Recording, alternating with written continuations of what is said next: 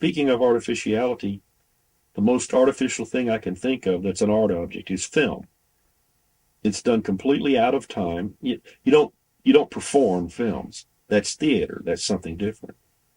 For a long time, people were confused, and as McLuhan said, Marshall McLuhan, the media sage, Canadian media sage, the content of one new medium is usually an older medium. So often they would film stage plays, or they would look like stage plays, not necessarily literally filming a stage play, but when you looked at it, you would feel like, this could all have been done on a stage and a set, and that was a movie. At any rate, it's highly artificial. The music, of course, is there's a famous old story, and I don't know if I've got the players right, but it makes a good story one way or the other. I know it was Alfred Hitchcock when he did Lifeboat. Well, Lifeboat is about a ship that sinks and a group of disparate people that are in a lifeboat in the middle of the ocean, and the drama, it's the lifeboat mentality. We don't have enough. Somebody's going to go overboard. That guy's a Nazi spy, et cetera, et cetera. It's built into Second World War. Hitchcock had ambivalent feelings about music, and he used sound exquisitely. He was a master of it. But anyhow, I think he had decided to do film, and it might have been David Raxon, I'm not sure. But whoever it was, Hitchcock sent a letter over kind of expressing doubts. Well, and I'm not sure about having music in this film. I mean, these people are out in the middle of the ocean. After all, where does the orchestra come from? Well, the composer quickly turned around, jotted out a letter and sent it back and said, when Mr. Hitchcock can tell me where the camera came from, I can tell him where the orchestra came from. And in High Anxiety, Mel Brooks' film, which is a play all through about Hitchcock, it's about Vertigo and several other films. Mel Brooks, the central character, and this guy, a chauffeur driving along in a car, and the guy says something dramatic, and all of a sudden you hear this orchestral sting, and an orchestra starting playing. They start looking around, and then this bus goes by with the Philharmonic, the LA Philharmonic or somebody. It's like, what a great joke, because this tension about film has been there from the beginning. There were no silent movies, essentially. When Méliès and other French silent people had done their films, they had music. Playing the piano or whatever. And it came in America, it was the same thing. There was almost always music, at least. And there were cases where people stood behind the screen and said words, did narrations for so-called silent films. In China, that held on for many, many years. But when sound film, in quotes, came in about 1928 popularly, it's 27, 28, with a jazz singer and other things, then there were a lot of people that were worried. I mean, how do we explain the music? They never explained it when the players were right there live. So literal. How do we explain the music? And there you see these films where somebody has to turn on a phonograph, and then there's, then you hear music. And that now, of course, is known as source music, the simple way. There's diegetic and non-diegetic, but, source. I like simpler words. So you have that. And now you have underscore, of course. One of the first films with huge, long underscore was King Kong, as late as 1933, I think it was. And Max Steiner did that score. So the pundits didn't know how the audience would respond to film. Then the question arises, well, what is the proper role of film music? Most people believe that it's to underscore literally, and that's why they call it that. Not the narration, not the story, but the feelings of things. To either make a comment and not to necessarily underscore it obviously. That's called Mickey Mousing, where every little move gets a sound. That was done by a lot of people. It's called Mickey Mousing, by the way, because Mickey Mouse cartoons were designed that way. They did the music first, and then they cut the picture to the music because it was animated. It was easy to do. This idea, then, of what's it there for? What's the music there for? It's there to signal the audience. I'll give you a good example, I think, when Lost Weekend with Ray Milland came out, had a score by Miklos Rocha with very prominent theremin. It's instruments you play without touching.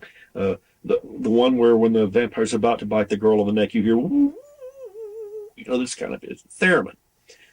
Space-controlled instrument, very exotic, being heard in Hollywood in their late 30s and now the 40s.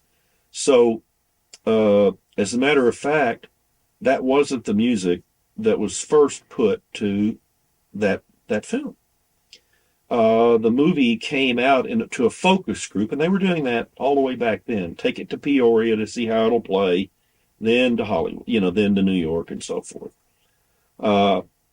The first audiences thought it was a comedy. They didn't know what to think. There was some rather arch acting, strange things were happening, and a guy has hallucinations because of DTs. He's an alcoholic, is the story.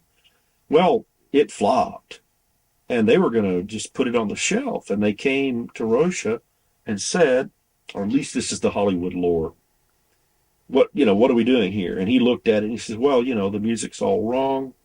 When they came in, there was a very Gershwin-esque, they panned across New York City, very Gershwin-esque thing that many people would do for New York City.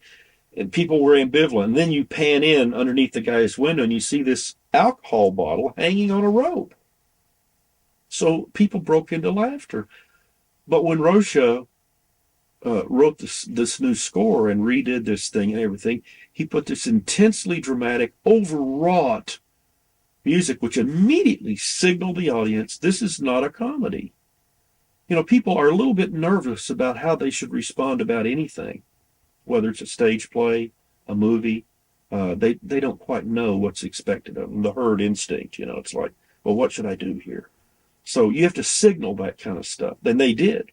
And then, of course, when they panned into the bottle, it was seen as a plight, a potential problem. What's going on, This guy's an alcoholic. He's desperate, not comical. So that's partly what scores do. They signal things. They tell the audience, this is what you're supposed to feel, or they can warn you about impending things that the flow of the story seems to be one thing, but you get this undertow. And this, of course, is a lot of horror films. People are bouncing around. They're on the beach, but you hear this drone and these kinds of morbid sounds and everything. And you just know, something's going to come up out of the surf and drag one of these girls off into the ocean. So those are rather pedestrian ways of thinking about film score music, to be sure. And there's artistic film score music, but it does have that basic function of underlining feelings primarily.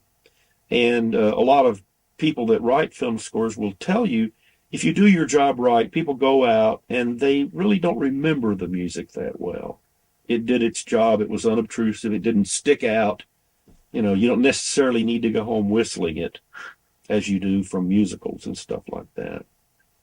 But of course, electronics has played a role then in film score since the inception. Recording itself is an electronic technique. It was either done with records, big 33 1/3, 16 inches or so in diameter that were synchronized, Vitatone, or photofilm, all of those various and sundry photoelectric versions. So the sound process itself was electronic. And it's not surprising then to find soundtracks like a 1932 Dr. Jekyll and Mr. Hyde, the Ruben Mamoulian version as director. He actually himself made what became known as Mamoulian stew for the sonic transformations, the scene where Dr. Jekyll transforms to Hyde the first time. The camera spins around. You get a montage of voices talking about morality. It's just not done, and the young doctor's too flagrant, and so forth. And there's a subtext, he wants to quote Mary, the heroine, but he really wants to sleep with the heroine. I mean, it's obvious to anybody. And he does sleep with this hooker, basically, but then beats her up and all this stuff. Very very sinister in many ways, this movie. So in this transformation scene, you get all of that, but you get cymbals and gongs slowed down by whatever technique they had and reversed, human heartbeats, electronic things that were scratched on the tape by hand and put into a loop and played over and over, stuff like that. So the first musique concrète and electronic music is not in the concert, the bruit, the noise concerts of Pierre Schaeffer in 1948 and some of the early works, 50, 51 in Cologne, at all. They were in movies. And nobody thought much about it. They didn't draw a frame around it and say, this is electronic music. This is musique concrète. They just did those techniques because, why?